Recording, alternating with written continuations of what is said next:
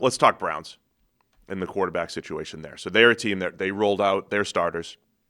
The starter is Joe Flacco. Yes. Joe Flacco goes out there, throws a touchdown, comes out of the game. Flacco got his reps with the starters, hit Harold Fannin, the rookie tight end, who, by the way, was lined up as ex-receiver on that play. They had David Njoku on the other side, so they had trips to one side. They had Fannin as the isolated receiver on the touchdown from Flacco. I thought that was notable from Harold Fannin, somebody to keep an eye on, as one of the rookies to keep an eye on.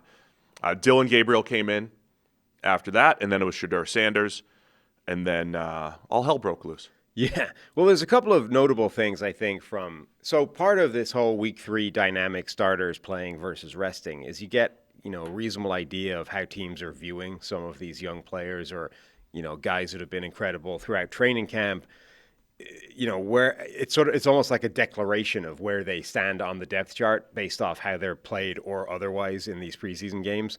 So the Browns, I think you got a couple of serious bits of signal based off how they were playing some of these players. I think Harold Fannin's going to be, a serious part of this offense. Obviously, he's not going to be tight end one. That's David Njoku, but it looks like he's going to be involved. Like, he will be on the field with Njoku. He will rotate in with Njoku. Like, he's going to play for this team.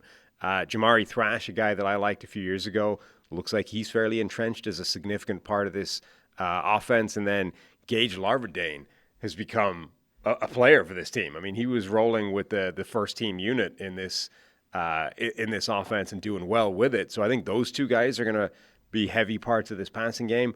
And then Dillon Sampson, I've been kind of, on the one hand, I've wanted to see more from him this preseason. On the other hand, the fact that I haven't is probably a good thing because I think they're going to be using him as a serious part of the offense, with Quinshon Judkins still waiting effectively in limbo because of his legal issues.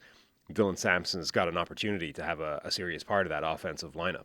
And not on the offensive side, but while we're here, Aiden Huntington from Tulane, an undrafted free agent that just had this incredible athletic profile, sawed-off type of edge interior defensive line body that is difficult to block, and he's made an impact this preseason. And right after the game, Andrew Berry saying, yeah, he's making the 53 and he'll be on the squad. You never know if that means 10 snaps a game or if he's legitimately part of the rotation, but just a guy I was keeping an eye on that's had a really nice preseason. And Berry also said while he was in the booth with Joe Thomas and Chris Rose that they're going to be keeping 4 quarterbacks. So let's start with that. They're going to keep 4 quarterbacks. I believe Joe Thomas, we weren't listening to the broadcast directly the entire time. We were at Circa watching this game and the commentaries going back and forth. I saw somebody say that Joe Thomas kept repeating that they can't keep 4 quarterbacks in Cleveland, which obviously Berry said, hey, we will. That's the plan. We've seen other teams do this. The Vikings were stashing quarterbacks last year, and I've joked when I'm GM that I'll always have 4 or 5 on the roster because I'll just ignore my special teams coach. That's like, no, I need the 5th linebacker. I need a better gunner. I need a vice. I need my punt team to be better, whatever it might be. And I would ignore him and say, no, I'm stashing QBs because you never know. Right? So Andrew Berry believes that. Kwesi believes that. Stash those QBs. Forget about your special teams too deep. So they're gonna keep 4. The difference here is 2 of them are kind of known commodities. Your starter, Joe Flacco, and then Kenny Pickett as the backup, and then the 2 spots for the rookies. So on one hand, I get the 4, but why is Kenny Pickett there? Is that just saying, hey, we don't trust Dillon Gabriel as the direct backup right now? Or we're just going to keep, stashing the 4 just in case here? Yeah, I think that's what it is. Like they want to keep the 2 rookies. I mean, it's easy to keep 4 if you want to put one of them on the practice squad. The problem the Browns have is I don't think they know, and I don't know if you can get Shedeur Sanders to a practice squad. Is somebody going to claim him based off the first game that he played where he looked like he could do some damage? Maybe. So if they want to keep 4, I think they probably have to keep them all on the active roster. You've also got looming over all of this, like what happens if Deshaun Watson decides he's healthy and wants to pass a physical and force them to activate him? That would be a whole new grenade launched into all this. But for the moment, if they want to keep 4, I think they have to keep all 4 of those guys active. And I don't know that they trust either of the rookies to be the direct backup if Joe Flacco goes down, particularly because, I mean, look, if he's being honest with himself, he's not just saying if Joe Flacco gets hurt at some point this season. He's saying when Joe Flacco plays his way to the bench at some point, am I comfortable with one of these guys playing 11 games? And the answer to that right now is probably no.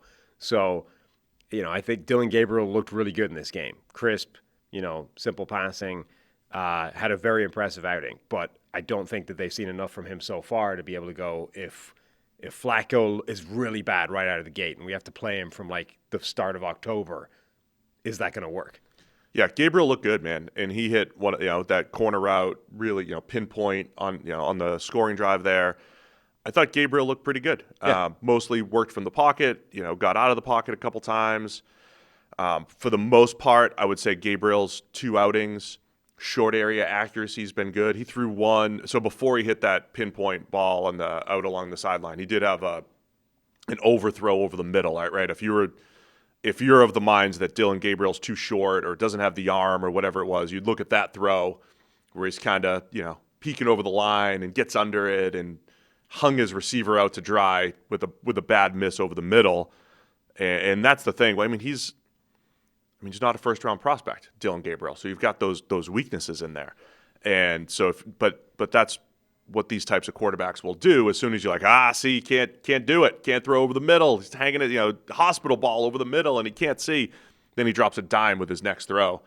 And so, yeah, Gabriel's had some ups and downs. The pick 6 was questionable, but as we said, I think that was a couple weeks ago. The routes were messed up, and everybody was off, and he probably should have just thrown it away. Right. But overall, I think he's had pretty good zip on the ball, short area accuracy, controlling the offense. Our friend Jeff Schwartz, who is a Big Ten analyst, but most notably, former Oregon Duck, follows Oregon as close as anybody. And he said, yeah, Dillon Gabriel's been what we saw at Oregon. Runs the offense. I don't know if the theoretical upside is there, but he's overall going to get rid of the ball quickly, make good decisions, and then add to it the thing I liked with Gabriel in the scouting process. I think his quickness when he needs to run, when he needs to get out of the pocket. I think some of his decision-making outside the pocket is questionable, but he also makes some really nice throws on the run. So I think it was a good overall preseason for Dillon Gabriel. But I think that's the thing he's shown is that the theoretical upside is probably higher than people ever gave him credit for because he has better physical tools than people ever gave him credit for. Like, he has an arm. He has pretty good athleticism. Those are things that I think people tended to just mentally ding him for because he's a short quarterback. And I think people just connect short quarterback with overall marginal physical tools. He doesn't have marginal physical tools. He's short, but he's actually quick, pretty strong, and has a good arm. Like, those 3 things, I think, all popped in his limited preseason action. If anything, I do think that the height is the thing that could hurt him the most. Sure. Not so much velocity, but the height and the ability to see passing lanes. But as we say all the time, whether it's Kyler Murray or Baker Mayfield, those guys have been that height their entire life. Right. Dillon Gabriel, for whatever this is worth, the winningest quarterback in college football history across multiple programs. So he's found a way to work with his and he's got a lot of starting experience with being a short quarterback. The man's played a lot of games at that height. He does. And look, nobody would say Brock Purdy has a ton of upside because he doesn't have the most he doesn't actually have a lot of velocity on the ball, but he does these other things well that have given him the ability to have success at the next level. Now let's talk Shedeur Sanders. Okay. We're going to do it. A guy that threw 6 passes, but dropped back way more than that because he got sacked 5 times. So 3 for 6 for Shedeur Sanders for 14 yards. Got sacked 5 times on those 11 dropbacks for negative 41 yards. The line decided they didn't like him. They stopped blocking. And the GM decided to start calling the bad plays for him. The man was just hung out to dry by everybody else. For those who are not picking up on Sam's sarcastic tone, we compared this to Tebowmania a couple weeks ago, where there is just an incredible mix of reviews, extreme reviews of performance. It's just insanity. It's not logical. We're making a Tebow. Tebow got drafted 15 years ago. So just to remind people, Tebow, with his storied career at Florida, surprisingly goes in the first round. Josh McDaniels and the Broncos drafted Tebow in the first round. That was a shock on draft night. There were no draft analysts being like, "Yeah, Tebow's in the first round. Just got to know which team's gonna take him." So the Broncos, he was going to be a mid-round pick. There were some that said he was it was shocking, but not like there were people because Because the Tebow thing was always irrational. There were always a bunch of people that were like, Tebow's definitely a first-round player because of the grit, the determination, the leadership. So it was definitely out there, but it wasn't a complete mind-blowing shock because there was always like a subset of people that were like, Tim Tebow's a first-round player. It was still a shock for me because, I mean, I'm a Florida fan, but I don't care as far as like what a player is as a prospect if they were playing at Florida or not. I looked at Tebow and was like, I don't think he could play in the NFL the way he is. With the long release was everything that everybody talked about, and he didn't really have a great arm. He was a very good runner, but it was more, power runner, not a dynamic runner. So this was Tebow going in the first round in 2010. And then when he got into the NFL, he literally had a game one time where he went like 2 for 7 for 57 yards. But it was a big, long pass to Brandon Lloyd to set up a game-winning field goal or whatever it was at the time, and it was like, Tebow's a hero. And there was this element of how he played where the team actually did start winning in Denver in 2011 when he took over. He did have an incredible playoff game, including the game winner to Demaryius Thomas. Would never take that moment away from Tebow. That was legit. That was a legitimate game that he played. But there were other games where he would complete like 6 passes, but even that run the ball a little bit, and they would play great defense. Right. And it kind of coincided with his style. And everybody, the Tebow fans would say, of course, he's just a winner. He's great, motivational guy, blah, blah, blah. This is going to carry on. He's a star. Even that play, the game winner against Pittsburgh, like that shows how defenses viewed Tim Tebow. That was the most suicidal coverage I have ever seen in a late game critical situation. They basically said, we do not believe that you can complete this relatively routine pass over the middle. We are playing like zero blitz type coverage. We have no faith that you're going to complete this play. And he did, and he beat them, and fair play to him for that. You can't, as you said, you can't take it away from him. But like literally a playoff defense was like, we have so little faith in your ability to be a basic passing NFL quarterback that we are going to set up with this kind of suicidal coverage. And if you beat it, you beat it. Hey guys, real quick, only 40% of our viewers are actually subscribed, so let's change that. Hit that subscribe button, and now let's get back to the action. I just wanted to set the stage for what Tebowmania was like. And then even when Denver moved on from him, it was before its time. It was like the world today. I mean, look, it started back then. The Brett Favre coverage of 2008 when he was going to retire and go to the Jets, that was wild. The Tebow stuff was wild. So then they go get Peyton Manning, who's clearly better. Yeah. Push him out of Denver. Then it's like, who's going to trade for Tebow? He even went to New England where it's like, all right, Bill Belichick is going to unlock Tebow. They're going to bring him in on goal line. They're going to take Brady out, and they're going to run Tebow power or whatever, and that lasted a preseason, right? So everywhere he went, the Jets, our boss, brought him in. Mike T, he's going to be the change of pace to Mark Sanchez. And so he just kind of bounced around the league a little bit, never really made an impact. Went and played minor league baseball, came back as a tight end with the Jags, had some of the worst tight end reps I've ever seen in my life. Honestly, some of the worst plays you'll ever see in your life. So that was the Tebow experience, right? Great guy doing, analysis for SEC and what have you. I'm just setting this whole thing up because no matter what you saw with your eyes, there would be some people who said, or even whether he won, even if he won, somebody would say, well, he was terrible. And when he didn't even play that well, somebody would say, it's just Tebow. The guy's just a winner. You're not seeing it right. You're not making the right read on him. We have reached that level and beyond with Shedeur Sanders. I mean, I think we're at the beyond portion. I mean, we are just in a post-fact, post-reality landscape where what's actually happening is completely irrelevant to the take you're going to put out there. You've got Eric Dickerson out here saying that the NFL was telling everybody not to draft Shedeur Sanders. They wanted to make an example out of him, was his quote, right? Based off a really good source. That makes example for what? I mean, what do you... Anyway, utter ridiculousness, right? Or that somebody was trying to make a point to Deion. Like, what does anyone have against Deion? What's the point they're making? Like, I don't understand. What does the NFL have against Deion? Anyway, so that's ridiculous. Now you've got he plays badly in preseason finale. And like, well, the coach was giving Dillon Gabriel the good plays, and then Shedeur Sanders got all the bad plays. And he was out there with third stringers who didn't want to block for him. What do you expect him to do?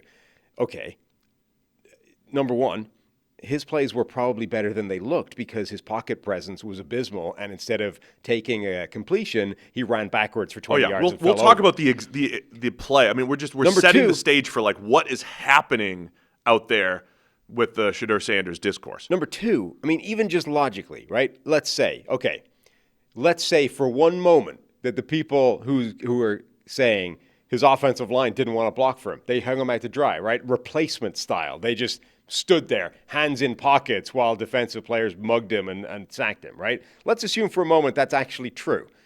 That would be a pretty big flaw for Shedeur Sanders. That would mean that as a quarterback, he is so toxic, whether or not it's his fault, that his own offensive linemen do not want to block for him. On its own, that would be reason to cut him. If that was actually accurate, that would be all the reason you needed to say, we're getting this guy off the roster because his own teammates hate him so much they're trying to get him hurt, right? So leaving aside the fact that that's an actually absurd, farcical statement to be making, if it was true, it's worse than anything that's actually happening. You're blaming Shedeur for his offensive lineman not blocking. And then on top of that, the line... Again, whether or not it's his fault, even if it isn't his fault, the point is that would be a thing that comes with him. So then on top of that, the biggest... first off, maybe some people haven't seen these opinions and takes out there. I can't imagine how you'd avoid them. But it is just absolutely wild.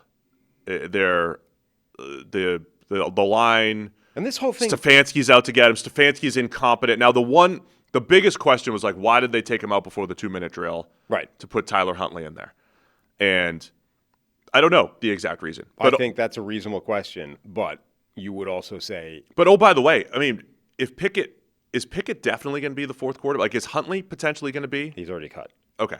So, no. So, I don't know why, unless it was just like, Shedeur, you're having a bad day. I honestly think it was he's drowning. Get him out of there. Yeah, we're gonna because the completions were like everything was bad. Yeah. On Saturday with he Shedeur was taking sacks that I genuinely think it's like sometimes you got to get the guy out of the line. Like it's the opposite of what people are saying. They're like they are setting him up to fail. They're making him drown in this awful situation. Like that guy got him off the field because he was drowning. That's protective. That's that's looking out for your quarterback by getting him the hell out of a bad situation, not putting him in one and letting him drown. I feel the need to just bring up how crazy some of the takes are. But by the way, we're just saying like the guy's a 5th-round pick, and it's just a dart throw that hopefully he can develop, and it doesn't like he was never going to start the regular season opener or anything like that. Like, just let him develop. This extends beyond Shedeur to Shiloh as well. Like, this is a Sanders phenomenon as well.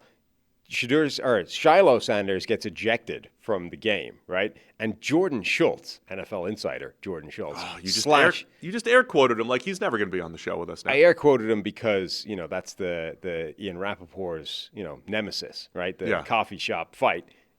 Anyway. Jordan Schultz out here going, Shiloh Sanders just got ejected for this, posting the video, and be better, NFL referees. He punched a dude. It's the most obvious ejection you've ever seen. He literally threw a punch directly in front of the official. And connected. Not always just swung. Always ejectable. It's been ejectable for years. It's the most, if you were literally, if you're in NFL offices somewhere being like, dude, guy, we need to create a tape, to send NFL teams. Just here's the things that get you ejected. Somebody grabbed the first, cleanest punch you can find. It would be the tape you showed them. You do this, you get ejected. Everyone might be Shiloh's legacy. So Shiloh commits the most obvious ejectable foul in the world, gets ejected, and Jordan Schultz is out here going, NFL refs, be better. This is disgusting. You're like, it's madness. Why everyone's losing their mind over anyone named Sanders. And the analysis isn't that difficult. It's not difficult. Shiloh was a UDFA safety on a deep Bucks team and probably wasn't going to make the team anyway. Already got cut.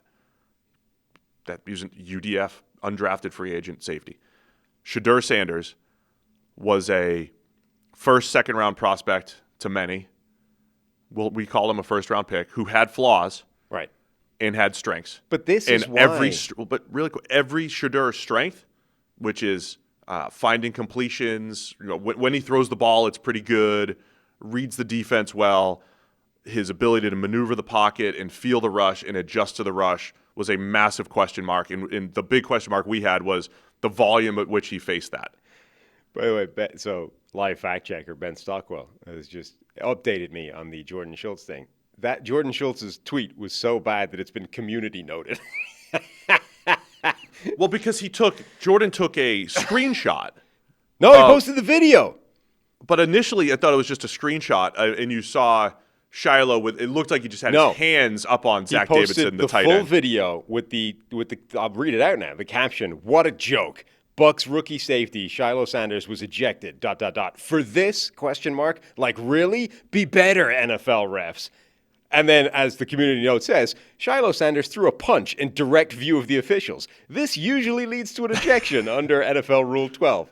Like, it's the most, again. So the point is, it's irrational lunacy, and this is why Shedeur Sanders fell as far as he did, right? Because the math changes once you no longer view him as a starting quarterback. There were, 2 or 3 teams out there that were looking for a quote-unquote starter for this year or beyond. Once he got beyond those teams, like once he passed those teams, they decided Jackson Dart is our guy, Tyler Shough is our guy, whatever. Once he cleared that group of teams, he's now viewed collectively, NFL-wide, as a backup, right?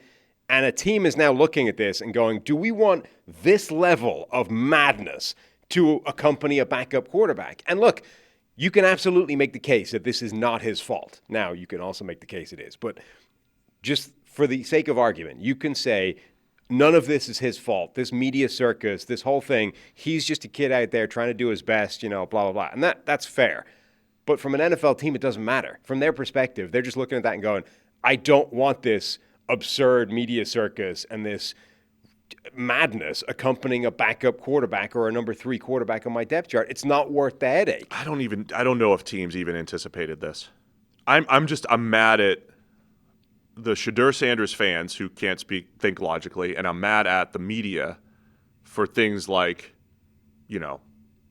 being, incredulous that Shiloh Sanders was thrown out for throwing a punch, which is pretty standard. The media aspect of it as well, because people who have actually listened to Shedeur Sanders speak have been like, I agree, like he's handled everything pretty well. Yeah. Like his answers are thoughtful, and they asked him after the fact something to the effect of, are you good enough to make the team? Are you good enough to make the 53? And he says, yeah, but it wasn't like, yeah, of course I am. I'm Shedeur Sanders. Right. Like the way it was positioned was this idea of him being brash and confident, and I don't care that I got sacked 5 times today. I'm Shedeur Sanders. Of course I should make the team. That's how it was conveyed. When the reality was, he just goes on this diatribe. Well, yeah, everyone's confident. Yeah. Everyone wants to make it. Of course I'm confident in my own ability, and I think I should be on the team. But it was positioned as Shedeur Sanders was asked if he's making the 53. He said, of course. And this is where you all need to stop that. You all need to stop. You all need to stop taking 1/10 of a quote and getting an emotional response out of people, including me getting emotional here.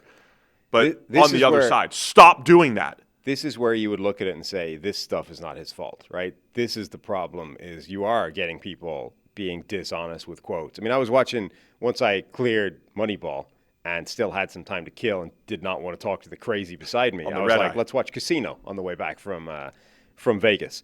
So there's a point in Casino, right, where Robert De Niro is being interviewed as the PR spin, and they're like trying to get him to say that he's the boss. And he's like, eventually goes, blah, blah, with all these caveats, I guess you could say I'm the boss. And then the newspaper headline is just, Sam Rockwell says, I'm the boss, or whatever. Sam, whatever his name is, says, I'm the boss. Like, that's what's happening. They're waiting for Shedeur to just say the 3 words they're looking for, and then they just cut everything else out.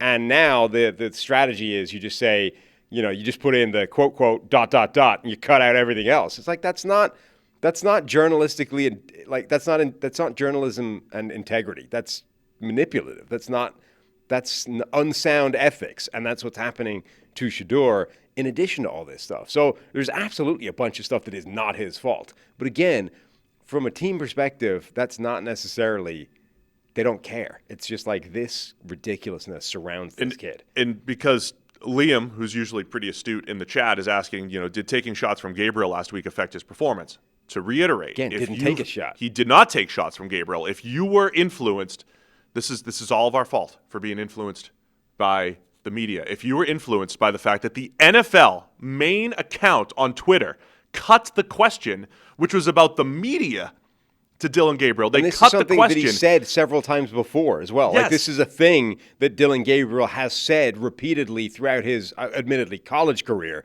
But, like, this is not the first time he's used that distinction, which in a vacuum, completely absent of all context, could be interpreted this way. And what was the quote? He's already done it before. He was like, he said there's entertainers and competitors or something. Entertainers and competitors, yeah. Right? And he's trying to talk about, like, how are you handling the media? Right. How are you handling? And he's saying, we're entertainers, unfortunately, Sam. I mean, people are somehow entertained by us. Not so much us, but the bigger names. Certainly not competitors based off our careers. Yeah. So the entertainers of the media is what he's trying to say, right? You're trying to have people listen to you or read you or whatever it is. And he's just trying to say, I'm a competitor. It had nothing to do with Shedeur Sanders. And the NFL's main account didn't even put that context in there. They just put the quote. Then they wrote the quote, because this is the other issue. Half the time, or more than half the time, people just read the caption and not the actual video. And with the caption, which says entertainers and competitors, and of course a lot of people assumed that was Shedeur Sanders. So we had to get all that out there and just say, look, I know our listeners aren't like that. No. But our viewers aren't like that. So this is the thing, right? Like, this whole circus. Oh, Liam was being sarcastic. I apologize. But I needed to I need to clarify that with other people. Yeah. This whole circus, unfortunately, follows Shedeur wherever he goes. So it makes it very difficult to actually fairly evaluate what happened. Now, was it a good situation that he was in terms of being in there with the number 3 offense, et cetera? No. Having said that, the Rams in this game were one of the teams that started their third string. This game was seen as such a complete waste of time by the Los Angeles Rams that Stetson Bennett was given the night off, right? So they were starting somebody called Dresser Wynn in this game, who I would imagine even relatively hardcore fans have no idea who that is, right? So the Browns getting down to the third string was just equalizing the playing field with the Los Angeles Rams, who began the game with the third string. So this was not a case of like, oh, Shedeur was way over his head in terms of the competition he was facing. Like, it was a bunch of people that are not supposed to be making NFL rosters, including, by the way, Shedeur. That's a problem. Now, you then get to like how he was playing. Let's get a big setup for how did the game actually go for Shedeur Sanders. It needed to get that off our chest, though. We needed to clarify a lot of the background and how we got to this craziness. Go ahead. Basically, the worst elements of Shedeur Sanders' game as a college prospect, as a player trying to make it to the NFL, surfaced in this game with backups, which is just a terrible tendency to, I think, try and be more athletic than he is. Like this, and one of our initial takeaways in that his debut performance that looked really good was like, oh, look, that kind of, he looked a little bit more athletic than maybe you were giving him credit for. Like, he tried to escape a couple of things and did successfully escape a couple of things. Well, this was the flip side, which was almost every single time he tried to escape something, he didn't successfully escape it, and that was problematic. And the other thing that was problematic is in almost every one of these instances, you didn't need to. Like, you didn't need to try and escape. It was either a clean pocket, or if you just took a small step in this direction, it would have become a clean pocket. Instead, he's like, no, bail, escape. And bad things happen. He needed to step up in the pocket a few different times. And we're back in this two things are true territory. And there's nuance to this. Here are the two things that are true. Watching Shedeur Sanders at Colorado, I was taken aback at how bad his offensive line was. Yes. Genuinely horrific. As a college football viewer, I thought it was bad, but not as bad as it seemed, because there were definitely some plays where Shedeur made it look worse. Mm-hmm. But then when you go back through the tape, I was like, man, it's actually a little worse than I had anticipated. It was so bad. And then the other part that's also true is Shedeur didn't handle pressure well. He did not react to it well. And you and I simply asked the question, okay, how much are these tendencies ingrained in him? And because he has so many dropbacks under pressure, this is who he is right now. And he has to undo these tendencies of moving back in the pocket and the way he maneuvers the pocket and never stepping up and never trusting his offensive line. Will he ever get out of that? And we still have that question mark. because that's probably not going to get fixed in 8 months and some mini camp and some training camp practices and a couple preseason games. It's probably not going to get fixed, but it still needs to get fixed. And so even when there are times when the pocket's generally clean, he's not handling it well. And he does in this game. We've talked about Mahomes always being a step faster than the pass rush. And even when there's pressure, Mahomes knows the perfect escape route and is very good at avoiding sacks and then finding completions. Shedeur felt like the opposite, where every time he moved, he's moving into pressure, and then he's not getting away from it. And in this game, it just didn't work. Those are you can't play in the NFL like that. So as positive as game one was for Shedeur Sanders, a lot of good stuff, a lot of completions, 2 big-time throws in the red zone for touchdowns. And when he did maneuver the pocket, he looked quick. This was equally as bad and, an issue as far as, Shedeur Sanders and his game translating to actual Sundays. There's, a big picture discussion about when it comes to sacks and taking sacks or being sacked, how much of that is an offensive line thing, how much of that is a quarterback thing, right? And there's a big kind of discussion going on at the moment about how much a quarterback affects sack totals, right? And it's probably not a coincidence that Dan Marino had the best sack rate of all time. It wasn't that Dan Marino was playing behind the best offensive line every single year of his career. It was that Dan Marino was a savant at getting rid of the ball. We already know, Dan Marino has one of the quickest releases of all time. Like, these things are connected. Peyton Manning was always one of the best quarterbacks of all time at sack rate. Josh Allen has become an incredible quarterback at sack rate. Like, these are quarterbacks control these things to a huge degree. Now, does that mean it's all quarterback? Of course not. David Carr was sacked, 1 billion times, not because David Carr had the processing power of an old 286 computer. It's because David Carr's offensive line was garbage, right? And he got sacked an awful lot. We make sure.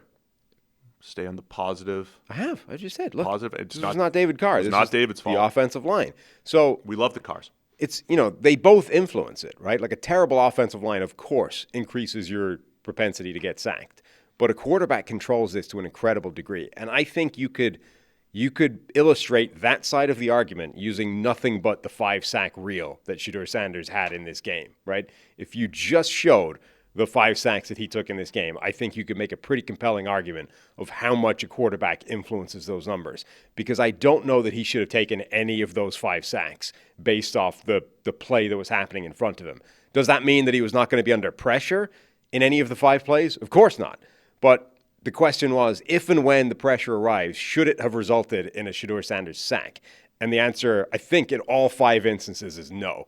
And I think, you were asking before, why did they pull him before the 2-minute warning? I honestly think the final sack was why, because pressure shows up, the wide open guy coming right across the middle. That would have been a reasonably easy dump-off throw to just get rid of the ball and instead, eyes have dropped. He's panicking in the pocket. He tries to get out of a bunch of things, tries to actually step through the pocket to his credit as opposed to out the back and make it worse, but just didn't see it. And you're like, at this point, he's not seeing the field anymore. He's too worried about the pass rush that is killing him. And the last 2 times collectively that he's had pressure, he took a 20-something yard sack, and now this one, get him out of there. Like, he's just not functioning anymore. So I think literally using nothing but the 5-sack reel, you could say this is how much quarterbacks affect this play. If you put, let's use Josh Allen for that other extreme example.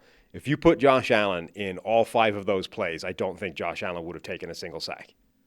And I think several of those plays would have resulted in positive completions. That's a tough concept, I think, for fans, because we're conditioned to see sack totals, assume it's the offensive line, and again, research and then just intuitive football history. Dan Marino, Peyton Manning, Tom Brady, guys that avoid sacks at a high level, they did it because it's a quarterback-driven thing. But more specific research recently is the QB's the biggest driver of this, not the only driver, as you well laid out there. So bottom line on the Shedeur Sanders stuff. By the way, when we talk about Shedeur, it's not just because it's him. I think it's to have that type of football discussion. What are we seeing? What are we seeing when a guy gets sacked 5 times and 11 dropbacks? Who is to blame? How should we be thinking about that? That discussion is as interesting as what do you think about Shedeur Sanders? But at the end of the day, guy that was drafted as a developmental late-round prospect, for whatever you thought of him going in, that's what he was drafted as, is still that. A developmental late-round prospect who I think should be on the opening day roster for the Browns. I think will be. And he will be. And him and Dillon and Gabriel just continue to get as many reps as he can and battle it out and see what happens. Right. This is all too much, time and mental real estate taken up by a guy that is probably going to be the 53rd man on the 53-man roster. But long story short, week 1 debut was enough to make you say, okay, we should keep an eye on this kid, right? He showed more in that game than a 5th-round pick should do. And look, let's see if we have something here. This game was, though, all of the negatives from his process. Like, this is why he was not seen as a starting quarterback by seemingly every team in the NFL, because you can't play this way and start in the NFL, even with a better offensive line in front of you. Like, this is problematic play. This was his single biggest flaw as a prospect, and then week 1, you saw the flaw not manifest. So that's Shedeur in a nutshell. Intriguing. Definitely has the ability or the potential to be a starting quarterback, but this is the flaw that stops him being that right now. Thanks for watching all the way to the end of our video. Check the Mic is live every Monday, Wednesday, and Thursday, so be sure to hit this subscribe button so you don't miss a thing. The all-knowing algorithm is convinced that you'll like these videos as well, and frankly, who are we to argue?